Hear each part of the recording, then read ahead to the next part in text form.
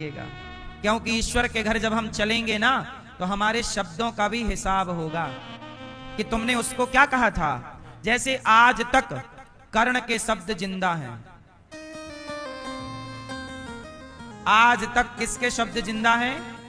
कर्ण ने द्रौपदी को कहा था कि तेरे 5 पति हैं, छठा मुझे बना ले, तेरा क्या बिगड़ना है, तेरे लिए जैसे 5 वैसे ही 6। दुर्योधन ने कहा आ द्रौपदी मेरी जंघा पर आकर बैठ जा। मर गए ये सारे लोग, युग भी बदल गया, लेकिन आज भी इस ब्रह्मांड में इनके द्वारा कहे गए शब्द जिंदा हैं। बोलो हाँ। इसलिए ईश्वर की अदालत में आपके शब्दों का भी हिसाब होगा। तुमने बेवजह किसी का दिल दुखा दिया कह करके, क्या जरूरत थी यहां पर ये बोलने की? यदि अपनी वाणी से किसी को खुश नहीं कर सकते तो गलत कह करके रुलाना क्यों है भाई? सही है। इसलिए वाणी ऐसी बोलिए मन का आपा खोए, औरों को शीतल करे आपहु शीतल होए। वाणी को संभाल कर रखिएगा। वह व्यक्ति जब ईश्वर से प्रार्थना किया कि प्रभु मुझे 5 मिनट दे दो, मैं अपनी पत्नी बच्चों से कुछ कहना चाहता हूं, भगवान ने कहा जा मैं तुझे 5 मिनट देता हूं। और जब भगवान ने 5 मिनट दिया तो वो मरा हुआ व्यक्ति उठ करके बैठ गया, और जैसे ही बैठा बिना समय गवाए उसने अपनी मां के पांव पकड़ लिए। मां मैंने आपकी सेवा नहीं की, मुझे माफ कर देना। पिता से कहा पिता मैंने एक अच्छे पुत्र का फर्ज नहीं निभाया, मुझे माफ कर दो। अपनी पत्नी का हाथ पकड़ करके बोला कि तुम मुझे प्रेम करती रही पर मैं तुम्हें इग्नोर करता रहा, कहता रहा तुम जैसी तो बहुत मिल जाएंगी। जब तक व्यक्ति सच बताएं मेरी मां, जब तक इंसान जिंदा होता है ना तो लोग कदर नहीं करते, चाहे पुरुष हो या स्त्री। मैं हूं, आप हैं, जब तक आप और हम हैं तब तक आपकी और हमारी कदर किसी को ना होगी। लेकिन जिस दिन आप और हम नहीं होंगे लोग आपको महान बताने लग जाएंगे, लोग हमें और आपको महान बताएंगे कि तो बड़े महान थे।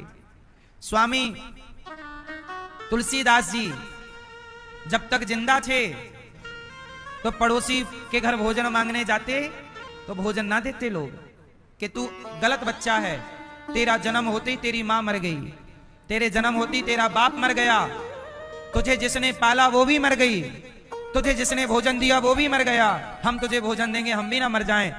भोजन देना छोड़ दिया लोगों ने, जब तक जिंदा थे भोजन नहीं दिया, और मर गए जब प्राण पूरे हुए तो महानता की गाथाएं लिखी गईं। मीराबाई जब तक जिंदा थी तो जहर पिलाया गया, और जब भगवान के घर चली गईं तो महानता की गाथाएं लिखी गईं। जिंदा में व्यक्ति को सम्मान नहीं मिलता, मरने के बाद ही असली इज्जत मिलती है। इसलिए आप अपने अच्छे कर्म करते रहिए और ये छोड़ दीजिए कि लोग हमें सम्मान देंगे कि अपमान। जब तक सीता मैया धरती पर रही, राम धरती पर रहे, लोग लांछन लगाते रहे, और जब धरती से लीला पूरी करके चले गए तो नहीं सीताराम के मंदिर बनाए लोगों ने। जिंदा थे तो लांछन और चले गए तो मंदिर। बोलो हाँ। जब भगवान श्री कृष्ण हैं तो शिशुपाल गालियां देता है, शिशुपाल गालियां देता है, और लीला पूरी करके गए प्रभु तो मंदिर बनाए गए। इसलिए मेरी मां अपनों को समझो। पत्नी, एक आदमी मेरे से बोला कि महाराज मेरी पत्नी चली गई, जब तक जिंदा थी मैंने इज्जत नहीं की, पत्नी मर गई पता अब चल रहा है कि पत्नी के होने का और ना होने का अंतर क्या है। कहते हैं ना कोई वस्तु व्यक्ति आपके पास है उसकी कदर नहीं है। इसलिए कहता हूं आप जीते जी कदर करने वाले व्यक्ति बनो, मरने के बाद तो हमारे और आपको भी महान बताएंगे ही लोग। मरने के बाद थोड़ी कोई गाली देगा आपको। मरने के बाद थोड़ी कोई पांव पकड़ के खींचेगा, मरने के बाद तो कंधों पे बिठा बिठा के ले जाएंगे लोग।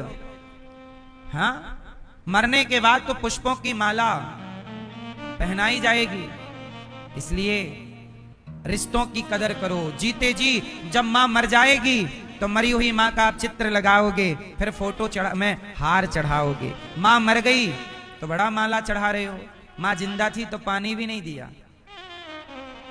बाप जिंदा पानी भी नहीं दे रहा है एक बेटा, वो बाप मर गया तो मरे हुए बाप के फोटो पे श्रद्धांजलि समर्पित कर रहा है, पुष्प डाल रहा है। क्यों? ये बात सही है ना, करते हैं ना लोग। इसलिए मैं आपसे कहता हूं, ऐसी औपचारिकताओं में आप ना फंसना। रियल जिंदगी जियो, दिखावे की जिंदगी नहीं। सम्मान जिसका करते हो दिल से करते रहो।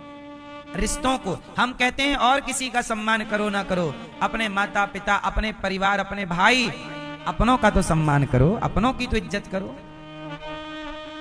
उसके 5 मिनट पूरे हो गए, 1 मिनट पत्नी को दिया, 1 माँ को दिया, 1 पिता को दिया, 1 पुत्र को दिया, और बचा हुआ समय भगवान को, प्रभु आखिरी समय आपका धन्यवाद कि आपने हमें ये जीवन दिया। इसलिए हर मिनट आपके लिए आखिरी मिनट है। ईश्वर का हर पल थैंक यू हो।